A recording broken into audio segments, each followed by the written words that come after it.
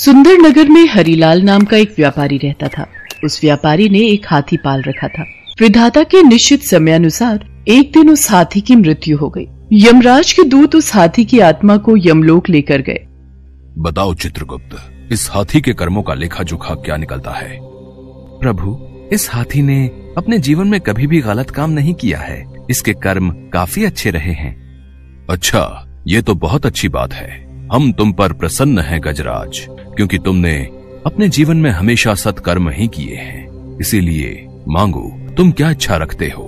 मैं तुम्हें वापस पृथ्वी लोक पर भेजना चाहता हूँ। यमराज जी, यदि आप मेरे ऊपर प्रसन्न हैं और मेरा दूसरा जन्म होना है तो मुझे किसी भी जीव योनि में जन्म दे दीजिए, पर मेरे ऊपर किसी भी मनुष्य का अधिकार न रहे। मैं मनुष्य के बंधन में न रहूं, क्योंकि मनुष्य के साथ रहना सबसे कठिन कार्य होता है। हाथी की ऐसी बातें सुनकर यमराज काफी आश्चर्यचकित हो गए। उन्होंने हाथी से कहा, हे गजराज, ये तुम क्या कह रहे हो? मैं तो यही जानता हूँ कि मनुष्य जाति सबसे अच्छी होती है, वो सबसे ज्यादा बुद्धिमान होते हैं। यही तो परेशानी है यमराज जी, कि मनुष्य सबसे ज्यादा बुद्धिमान होते हैं। लगता है आप मनुष्य की सच्चाई नहीं जानते, आपको उनके बारे में कोई जानकारी नहीं है। मुझे कैसी जानकारी नहीं है? तुम खुद देखो, यहाँ पर कितने मनुष्य खड़े हैं। उन्हें अपने कर्मों के अनुसार जो मिले उसे बिना किसी परेशानी के स्वीकार कर लेते हैं। महाराज, मतलब आपका अभी तक किसी जीवित इंसान से पाला नहीं पड़ा है। ये तो मृत लोग हैं, ये तो सिर्फ मनुष्य की आत्माएं हैं। यदि आप किसी जीवित मनुष्य से मिलेंगे तभी आपको सच्चाई पता चलेगी। हाथी की बातों को सुनकर यमराज काफी हैरान हो गए और बोले, ठीक है, तुम्हारी बात जानने के लिए मैं तुम्हारे मालिक को जीवित ही यहाँ बुलाता हूँ। यदि तुम्हारी बात सत्य निकली तो तुम जैसा कहोगे हम वैसा ही करेंगे, और यदि तुम्हारी बात झूठी निकली तो जैसा हम कहेंगे तुम्हें वैसा ही करना होगा। तुम्हें अपने उसी मालिक के पास जाकर रहना होगा जहाँ तुम पहले थे। हाथी ने यमराज की शर्त मंजूर कर ली। यमराज को हाथी की बातें बहुत दिलचस्प लगी, इसलिए वो जीवित व्यक्ति से मिलने के लिए उत्सुक हो गए। उन्होंने अपने यमदूतों को आदेश दिया, जाओ और जाकर इसके मालिक हरिलाल को यमलोक लेकर आओ। यमराज की आज्ञा को मानकर 4 दूत उस हाथी के मालिक को लेने के लिए पृथ्वी लोक पर चले गए। लेकिन उनके सामने सबसे बड़ी परेशानी ये थी कि वो जीवित व्यक्ति को यमलोक कैसे लेकर जाएं। इसलिए यमदूत उसके सोने का इंतजार करने लगे। जब हरिलाल सो गया तो चारों दूतों ने उसे पलंग सहित उठा लिया और यमलोक की तरफ बढ़ने लगे। बीच में ही हरिलाल की नींद खुल गई। उसने देखा कि मैं तो आकाश में हूँ, और नीचे देखा तो जमीन ही गायब थी। तब हरिलाल ने यमदूतों से पूछा, तुम कौन हो और मुझे कहाँ लेकर जा रहे हो भाई? हम यमदूत हैं और तुम्हें यमलोक यमराज के पास ले जा रहे हैं। यमलोक तो लोग मृत्यु के बाद जाते हैं, लेकिन मैं तो जिंदा हूँ। आज वहाँ पर जीवित व्यक्ति की ही जरूरत है, इसीलिए हम तुम्हें यमलोक लेकर चल रहे हैं। एक हाथी का कहना है कि तुम उसके मालिक हो, इसलिए यमराज जी ने तुम्हें यमलोक बुलाया है। अब वो खुद मर गया तो उसने मुझे भी ऊपर बुला लिया।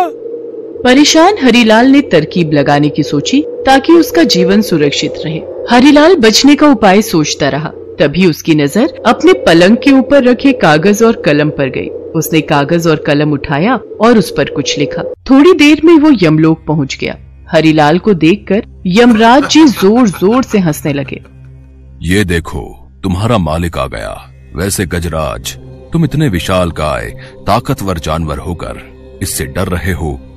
थोड़ा सब्र कीजिए महाराज, आपको सब पता चल जाएगा। यमराज जी हरिलाल को अपने पास बुलाते हैं तो हरिलाल कहता है, यमराज जी, क्या आपको पता है मैं कौन हूँ? मैं तो सिर्फ इतना जानता हूँ कि तुम इस हाथी के मालिक हो। इसके अलावा मैं तुम्हारे बारे में कुछ नहीं जानता। अब तुम ही बता दो कि तुम कौन हो। ये लीजिए, आप ये पढ़कर ही जान लीजिए कि मैं कौन हूँ। हरिलाल यमराज जी को वो कागज देता है जिस पर उसने आते हुए कुछ लिखा था। यमराज जी कागज को पढ़कर हैरान रह जाते हैं और अपने सिंहासन से नीचे उतर जाते हैं और अपनी जगह हरिलाल को सिंहासन पर बैठा देते हैं।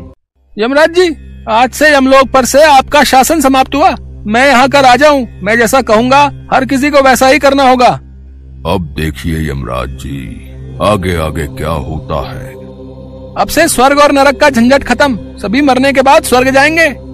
यमराज जी कुछ नहीं बोल पाए। और देखते ही देखते नरक के सारे मृत लोग स्वर्ग में आ गए और नरक का द्वार बंद कर दिया गया। जिस किसी की भी मृत्यु होती तो वो सीधा स्वर्ग लोक को आता, भले ही वो कितना भी पापी क्यों न हो। लेकिन हरिलाल को मन ही मन चिंता भी सता रही थी कि किसी दिन उसकी सच्चाई यमराज को पता चल गई तो वो उसे मृत्यु के घाट उतार देंगे। हरिलाल ने सभी लोगों की सजा माफ कर दी। हरिलाल के चेहरे पर चिंता देखकर हाथी उससे बोला, मालिक, पृथ्वी लोक पर तो आप मेरे मालिक थे, पर अब तो मैं मर चुका हूँ। बताइए तो ये क्या माजरा है? आप यमलोक के राजा कैसे बन गए? ये राज की बात है। मालिक, मुझे भी इंसान बना देना, नीचे जाकर आपका नौकर बनकर रहूंगा, लेकिन ये राज मुझे बता दो। मैं किसी को नहीं बताऊंगा, मुझे बताने से आपका मन थोड़ा हल्का हो जाएगा।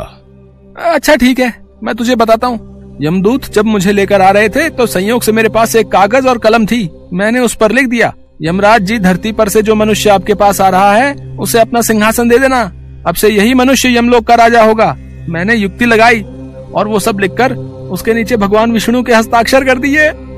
हरिलाल की बातें सुनकर हाथी सचमुच उसकी बुद्धिमानी से हैरान रह गया। धीरे धीरे कुछ दिन बीत गए। नरक के द्वार बंद थे और स्वर्ग लोक में लोग बढ़ते ही जा रहे थे। ये बात पूरे देवलोक में फैल गई। सब देवता यही सोचने लगे कि अब नरक का अस्तित्व खत्म हो चुका है। सब लोगों ने भगवान विष्णु को ये बात बताई।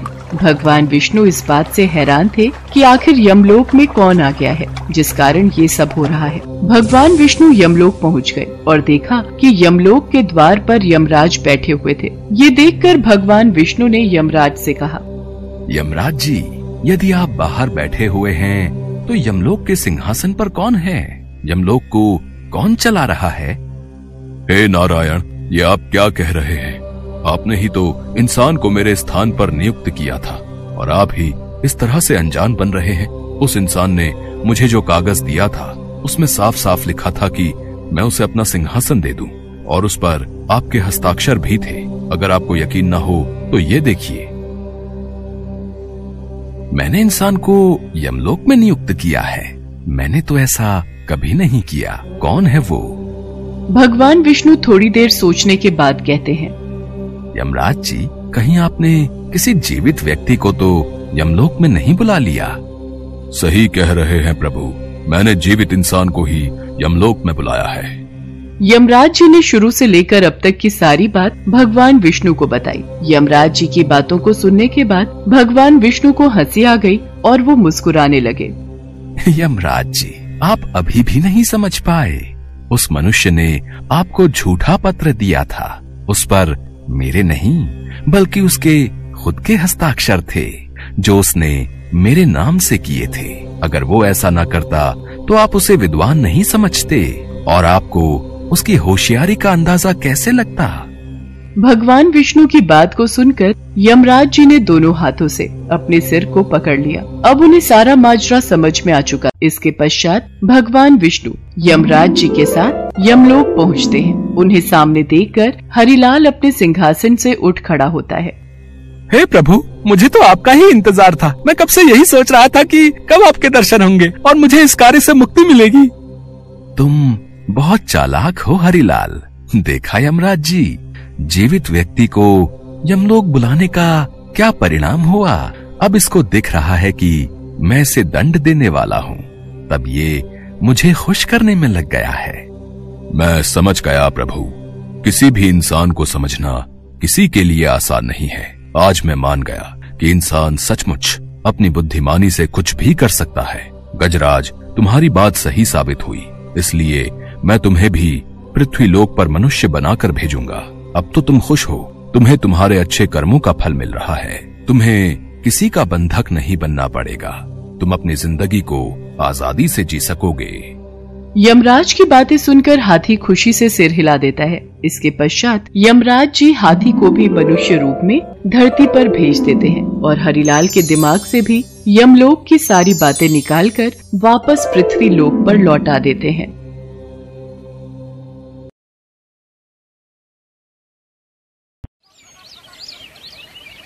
गीता एक गरीब बुढ़िया थी जो हमेशा देवी माँ की पूजा किया करती थी।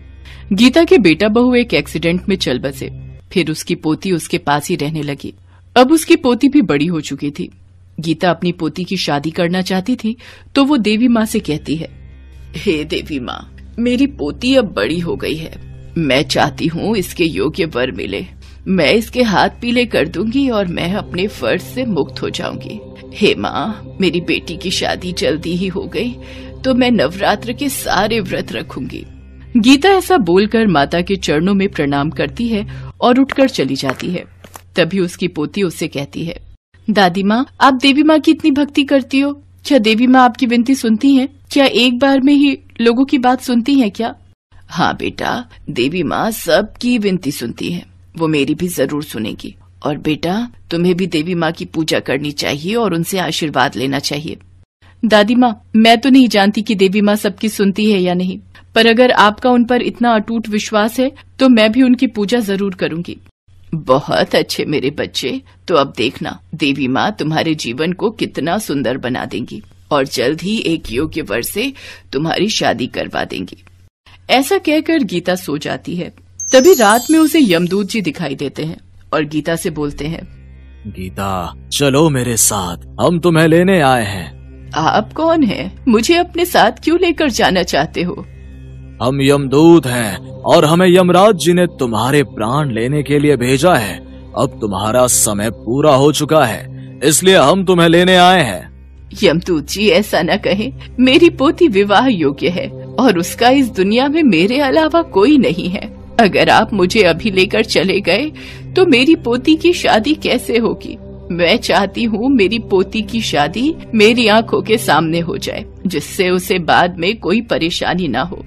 हम यमदूत हैं और हमारे महाराज यमराज जी का आदेश है कि तुम्हारे प्राणों को हर लिया जाए और तुम्हें हमारे साथ चलना ही होगा। हम कुछ नहीं सुनना चाहते।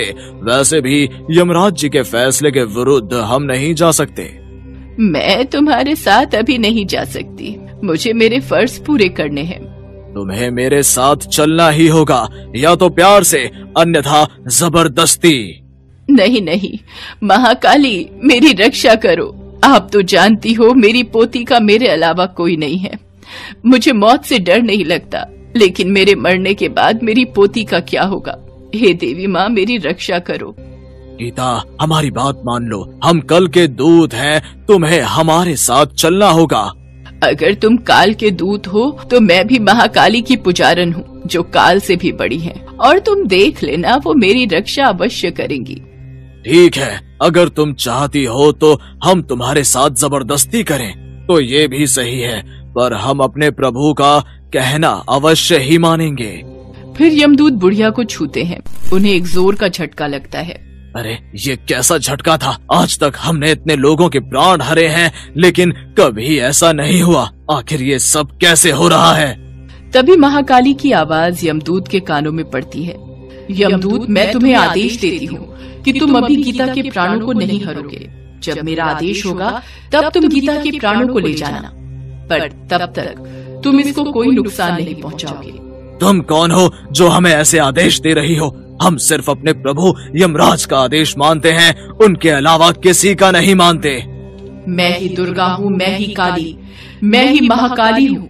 मैं महाकाल से परे हूँ, मैं ही सर्वप्रथम शक्तिशाली हूँ। ये सुनकर यमदूत समझ जाते हैं और वो हाथ जोड़कर बोलते हैं, मुझे क्षमा करें माता, मैं आपको पहचान नहीं पाया। जय महाकाली।